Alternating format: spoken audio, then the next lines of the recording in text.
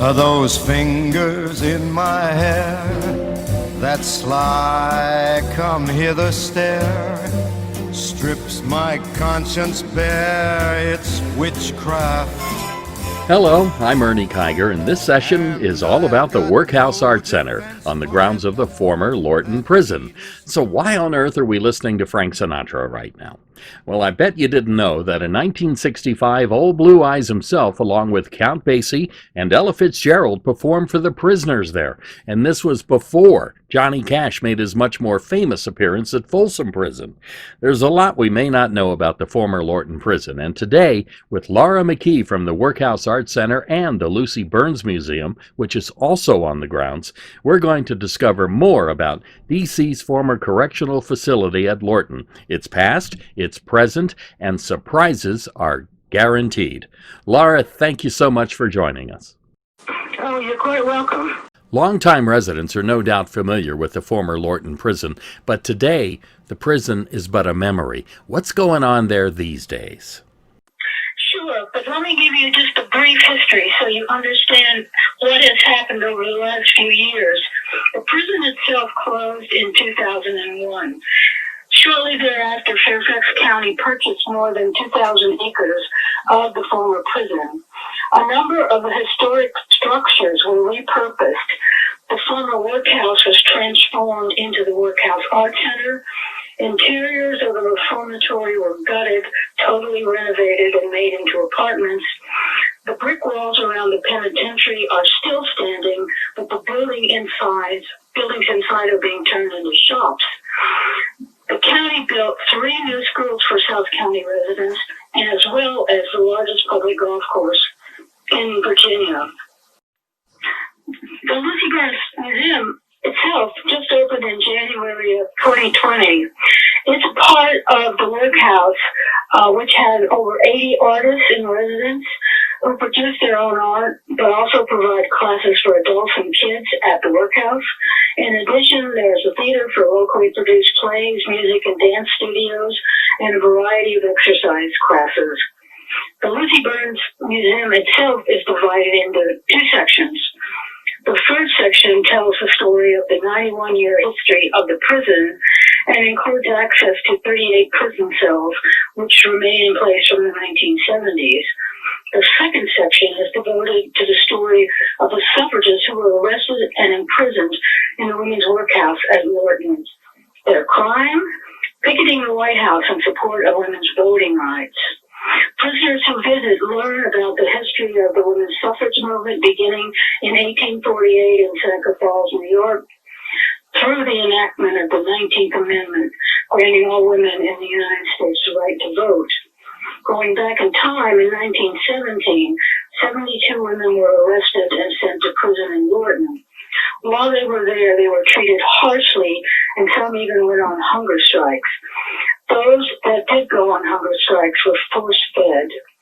The public response to these heinous actions were critical to forcing the president, the Congress, and the states to allow women to vote. After my visit to the Lucy Burns Museum, I was so moved that I immediately sought out and watched the movie made about 15 years ago. It's called Iron-Jawed Angels on HBO, which is about Lucy and fellow suffragette Alice Paul. I noticed many of the props used in the movie were exactly like those I saw in your museum. It's a great movie, except there's one big mistake in that movie, and that is that it says that Alice Paul, one of the 2 co-founders of the National Women's Party, was imprisoned at Lorton. In fact, she was not. She was imprisoned in the D.C. jail. But who was imprisoned here was Lucy Burns. And Lucy Burns is why and her imprisonment and her leadership role in picketing the White House is why we decided to name the prison after her. It seems the actions of Lucy Burns and Alice Paul played a huge role in getting President Woodrow Wilson to finally push Congress to pass the 19th Amendment. Oh, yes. Certainly the pressure that was put on the president, there were a number of factors going on. The United States had entered the First World War, and women were eagerly replacing men in jobs that were vacated it when the men went to war. So the efforts in the war were being widely recognized in the United States. Plus, one of the most populous states in the Union, New York State, had just voted to give women the right to vote. And so that, plus the demonstrations that were going on at the White House, all things together forced President Woodrow Wilson, to go to Congress and tell them that they needed to pass an amendment. I don't think he was truly in favor of it, but as a politician, he saw the handwriting on the wall. Growing up in the D.C. area, I've been visiting all the museums since I was a kid, all around town, but I never knew any of this history you're telling us about today. It seems the Lucy Burns Museum has got to be on anyone's list of must-see attractions in the D.C. area.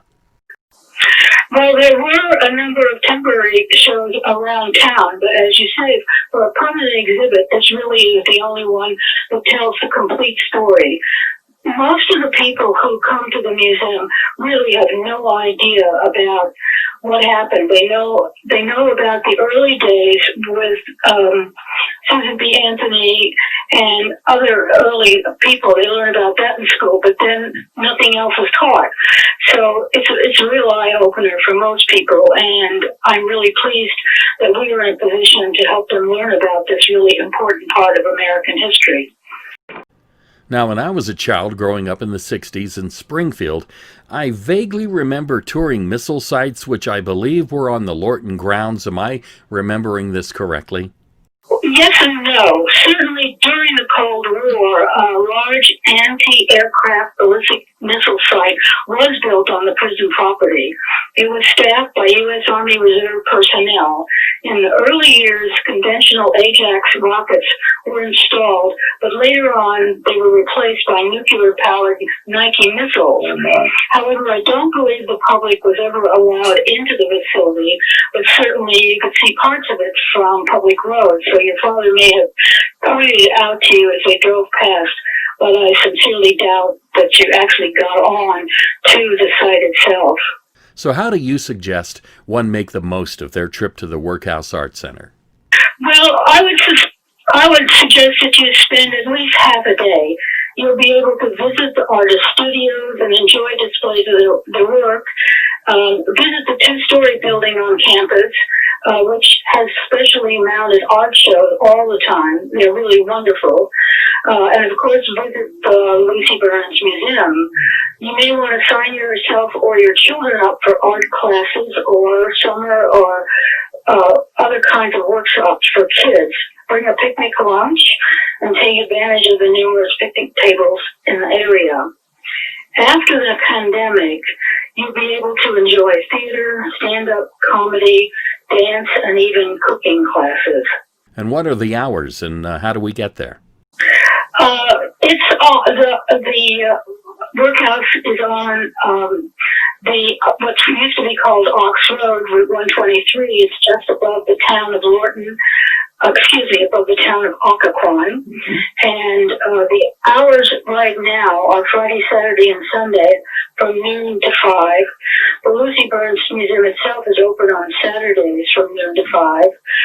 Social distancing is maintained and everyone must wear a mask. But do check out the Workhouse website to keep up to date on what's actually going on, because as the pandemic begins to wind down, more and more activities will be added. And so keep your eye on our website, which is workhousearts.org. That's one word, workhousearts.org. Thank you, Laura McKie, for the Workhouse Arts Center in Lorton, Virginia, and for spending some time with us today. We're going to close this segment with music from the great Ella Fitzgerald.